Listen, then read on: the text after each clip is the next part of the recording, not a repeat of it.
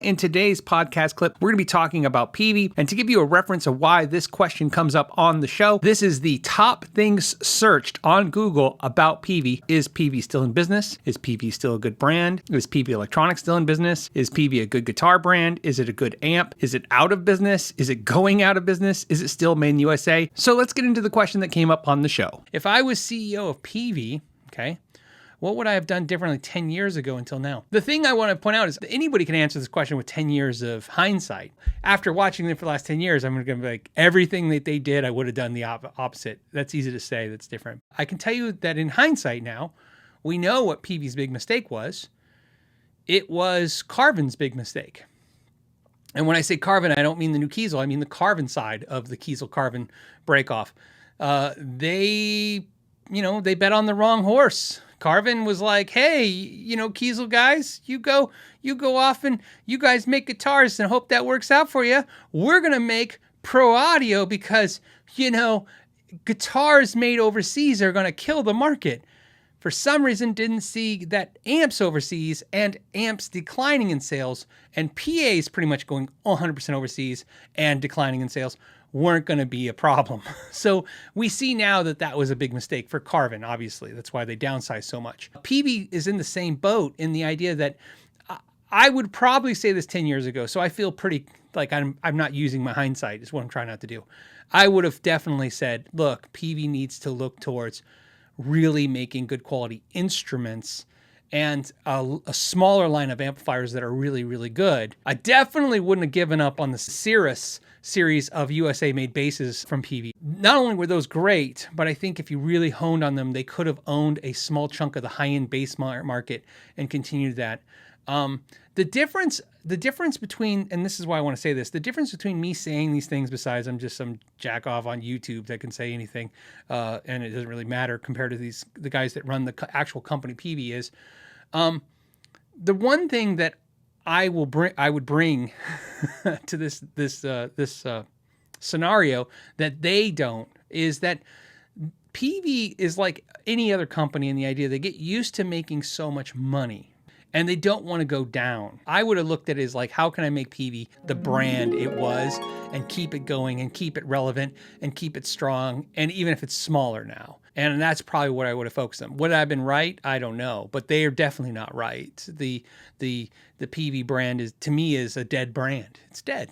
They got a few products that are doing okay. Look, I like the Classic Series stuff still. I like the Classic 20 head. The 6505 mini head's cool. The 6505 head's cool. I mean, they still make some cool thing. They're a shell of what they used to be. We all know that. And I definitely wouldn't have given up on the dealers, which is where I think they made their biggest mistake. They rocked when it came to taking care of the dealers and making the dealers profitable, and they kind of abandoned the dealers. I would have stayed away from China as much as possible as them, and not because of any other reason than everybody else did it, like Line 6 and stuff, and I think Peavey could have, like the Kiesel guys, rebranded a little bit, strengthened the brand, stayed in the U.S., but like I said, that would have involved being smaller. I know if you read articles about Hartley Peavey and stuff, he's even said that, the United States government has made it impossible for him to do business here or keep a factory here, and that's why everybody went to seas and all this overseas and all this other stuff.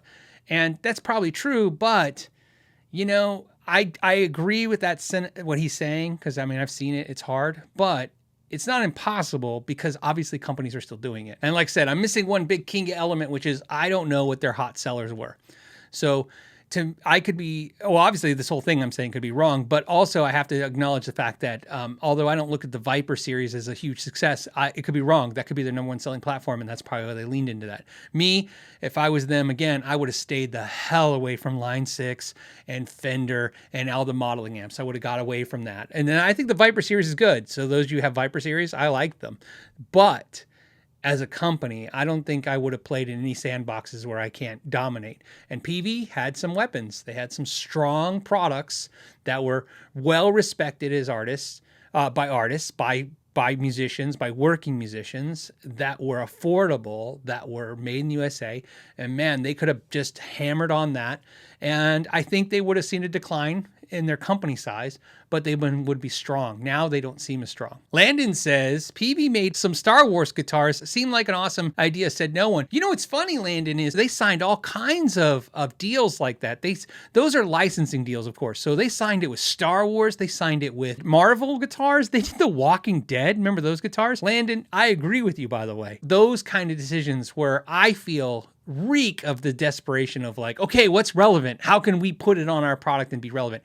Instead of just saying, you know what's relevant? An amp that falls off the back of the truck, bounces twice, and still turns on at the gig. That's relevant. That never goes away. That's strong. And you hammer on that. If I was the marketing guy at Peavey, I would have seriously just started making campaigns about how bulletproof Peavey was.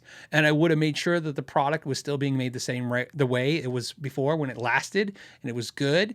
And I would have never given up reconing speakers, no matter how much the whole market kind of swayed away from that. No matter how cheap Chinese import speakers got, I would have still done that stuff because in the marketing, you could attack everyone and win. I'd put out campaigns and I'd be like, I don't know if I'd say line 6 specifically, but I would imply it. I would say, hey, when your line 6 breaks, don't forget Peavey.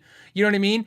I would have put ads out that showed a Peavey amp being used by working musicians that, like the classic, something that's like a Fender amp. And I'd be like, what are you going to do with the extra money you save? Basically implying that you didn't buy the Fender, you bought the Peavey. What are you going to do with the fact that you have a working amp on stage that sounds great and you have extra money in your pocket? I would have toted that is what I would have toted after. That's what I would have done. And that's not, again, hindsight. I think they should have done that from the start. I think that was originally the thing that they did that. It's not hard to find a dude who is 50 years old or older in this country or around the world that hasn't used, if they have played out at any time in their life, hasn't used some kind of Peavey product, PA system, amp, guitar, drum set, and literally swears by it turned on every night after night, spilled beers on it, kept going. That's a lot to be said. They had a lot of legacy there. They didn't have to jump on the bandwagon like everybody else. So there you go. Again, I hope that feels more positive. I don't hope it felt negative. Like I said, I like Peavey. And you never know. Maybe Peavey will come back. I always say that. They could come back strong. It happens. There are brands that come back. They make comebacks, right? You're not out until you're dead. Till they shut the doors and file the bankruptcy, they can come back. Paul Steer says, totally agree on the bulletproof nature of the old Peavey amps. Yeah, of course. Look, the only complaint everybody had was some complaints. Some people said they weren't cool stuff, because it was not cool, it wasn't flashy. Although I think the only legitimate complaint I ever had about Peavey was that stuff was heavy. Big deal. I mean, it is now. As you're older, everything heavy starts sucking a little bit more. But for the viewer who's 15, heavy amp, it's just a heavy amp. Yeah, Jim Woodward said 58. He's 58, used a Peavey PA speakers for years. Yeah, it was legit. It was legit stuff. It was built well. And it was a different mentality. Like I said, reconing speakers, what a concept. The idea that you could just blow a speaker and fix it. And don't get me wrong, to defend Peavey just a little bit, and then I'll go on the next subject. Defend Peavey just a little bit, man. They did have everybody gunning for them. I mean, it was bad enough when they had to compete with Fender, and Fender, of course, is everywhere and had brand power and all that stuff. But man, once the Line 6, Behringer, Black Star, I can't name all the names, but you get the idea. Once there was 50 priced affordable product lines on the market, it's a tough thing to fight. By the way, for anyone curious, when you Google, is Philip McKnight, it just says, who is Philip McKnight?